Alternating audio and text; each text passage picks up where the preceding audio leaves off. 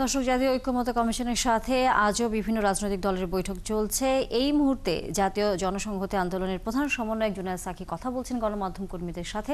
আমরা যুক্ত হচ্ছি সেখানে।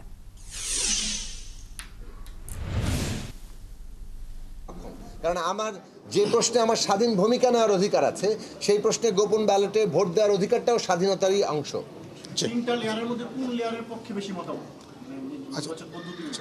নির্বাচন পদ্ধতি নিয়ে আসলে এটা সংখ্যা করা মুশকিল, তবে ইলেকট্রাল কলেজকে বর্ধিত করার পক্ষে মতামত আছে। আচ্ছা সাকিব ভাই, একটা প্রশ্ন ছিল, সেটা হলো আপনারা দুইটা বিষয় বলছেন, একটা হলো একবারে ইউপি পর্যন্ত দুইটা প্রস্তাবনা, আর একটা হলো যারা জেলা পরিষদ, হ্যাঁ জেলা পরিষদ পর্যন্ত, আরেকটা হলো সংসদের দুই কক্ষে যারা থাকবেন তাদের ভোটের ভিত্তিতে।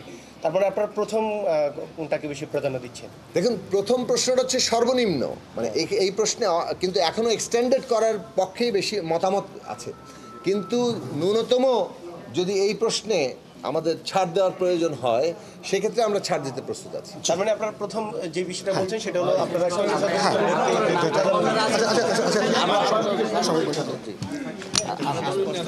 আরো অন্যদের কাছে জিজ্ঞেস করেন। আচ্ছা বন্ধুগণ, গতকালকে থেকে রাষ্ট্রপতি নির্বাচনের ব্যাপারে গুরুত্বপূর্ণ আলোচনা শুরু হয়েছে এবং আপনারা জানেন যে আমি গতকাল শুরুতেই প্রশ্নটা উত্থাপন করেছিলাম, রাষ্ট্রপতি নির্বাচন পদ্ধতির সাথে রাষ্ট্রপতির ক্ষমতার প্রশ্নটা খুবই গুরুত্বপূর্ণ।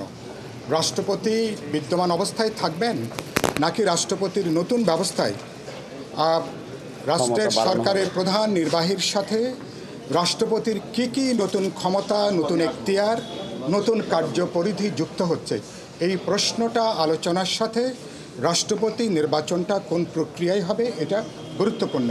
আজকে এবং গতকাল এবং আজকে এই প্রশ্নটা ধরেই দীর্ঘ আলোচনা হয়েছে। ৩-৪টা প্রশ্নে বড় দাগের আলোচনা এবং খানিকটা কাছাকাছি আসা গেছে। প্রথম হচ্ছে সরকারের প্রধান নির্বাহীর সাথে রাষ্ট্রপতির ক্ষমতার যেটা যৌক্তিক ভারসাম্য দরকার, এ ব্যাপারে আমরা সবাই একমত। রাষ্ট্রপতির ক্ষমতা সাংবিধানিকভাবে যে কিছুটা বৃদ্ধি করা দরকার, আজকে ৩-৪টা সম্ভাবনা নিয়ে আলোচনা হয়েছে, প্রস্তাব নিয়ে সাধারণ আলোচনা হয়েছে। ক্ষমতা বৃদ্ধি করার ব্যাপারে সাধারণ ঐক্যমত জায়গাটা তৈরি হয়েছে। ২ হচ্ছে রাষ্ট্রপতি নির্বাচনের বিদ্যমান পদ্ধতিটাকে আমরা পরিবর্তন করতে চাই এবং সেই জায়গা থেকে যেটা আলোচনা হয়েছে, এই পরিবর্তনের সাথে সংবিধানের ৭০ অনুচ্ছেদে আমরা 2টো প্রশ্ন বাদে বাকি প্রশ্নের ব্যাপারে পার্লামেন্ট মেম্বাররা যেহেতু স্বাধীনভাবে মতামত ব্যক্ত করতে পারবেন।